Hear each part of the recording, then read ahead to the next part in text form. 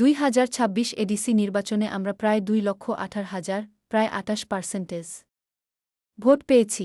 গতবার এই সংখ্যা ছিল প্রায় 1,37,000 প্রায় 19%, যা আমাদের ক্রমবর্ধমান জনসমর্থনের স্পষ্ট প্রমাণ।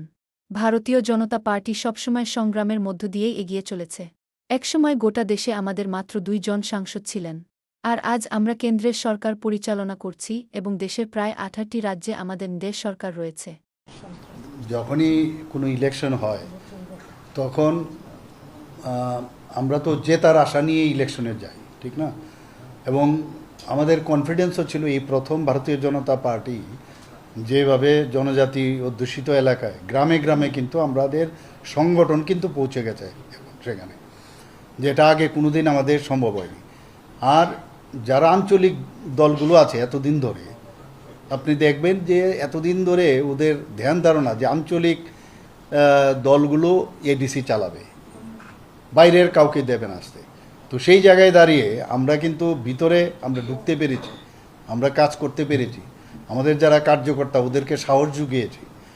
এটা কিন্তু একটা প্রয়োগ যে 28টার মধ্যে আমরা 28টা দিয়েছি, এইরকম তো আর কোনো দিন কোনো পার্টির হয়নি। সিপিএমের হয়েছে, সিপিএম তো সে একই ওদের যে গণমুক্তি পরিষদ যেটা আছে ওই একই ধাঁচে, তো ওনারা ওদের উপর ডিপেন্ডেন্ট থাকতো। আমাদের তো সেই রকমভাবে কোনো ইয়ে নেই। কিন্তু এবার অ্যাজ এ হোল, আর ভারতীয় জনতা পার্টি সবসময় সবার কথা ভাবে যে একটা মণিপুরীদের জন্য আলাদা, মাইনরিটিদের জন্য আলাদা, বাঙালিদের জন্য আলাদা, সবাইকে নিয়ে চলার এই প্রথম একটা প্রয়োগ।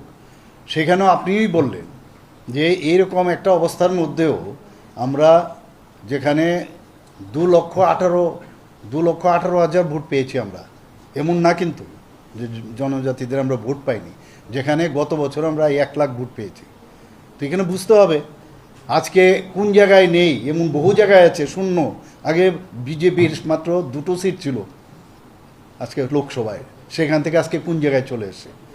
তো এটার জন্য মানে এরকম হওয়া উচিত নয় যে আমরা অসহায় হয়ে পড়েছি বা হতাশা এসছে, এরকম না।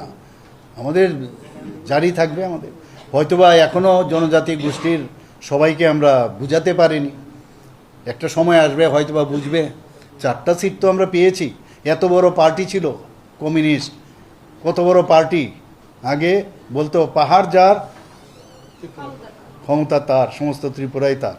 তো ওদের তো এইগুলো বলতো, এখন তো কোথায় গেল, শূন্যতে চলে এসছে। তো সেই জায়গায় আপনি একটু ভাবতে হবে যে সিটের আপনার কোন পার্সেন্টেজটা, পুরো সিপিএমের ভোট বলতে গেলে এই পার্সেন্টেজ কিন্তু চলে গেল মোথায়, এবং আইপিএফটির একটা মানে বিরাট পার্সেন্টেজ বলে সব চলে গেল ওইখানে, মানে মোথার মধ্যে। আমাদের বিজেপির কিন্তু না না, আমাদের কোনো এগুলো, এটা হচ্ছে একটা লোকাল বডির ইলেকশন। আপনি দেখুন না কি হয়। আমরা তো সবসময় একটা আমরা চিন্তা ভাবনা করি না যে এইভাবে, কারণ আমরা কারোর কত আর ডিপেন্ডেন্ট থাকবো। এর আগেও যে ন্যাশনাল পার্টিগুলো ডিপেন্ডেন্ট থাকতো, উপজাতি যুব সমিতি, আইএনপিটি ইত্যাদি ছিল, তো আমরা কেন চেষ্টা করব না? চেষ্টা করেছি, কিন্তু বারবার যেটা আমি বলার চেষ্টা করেছি, যদি ভয়ভীতি এবং যে ধরনের মানে মারপিট এবং সন্ত্রাস করেছে, সেই সন্ত্রাসের যদি না থাকে তাহলে দেখবেন ইলেকশনটা ইলেকশনের মতোই হবে।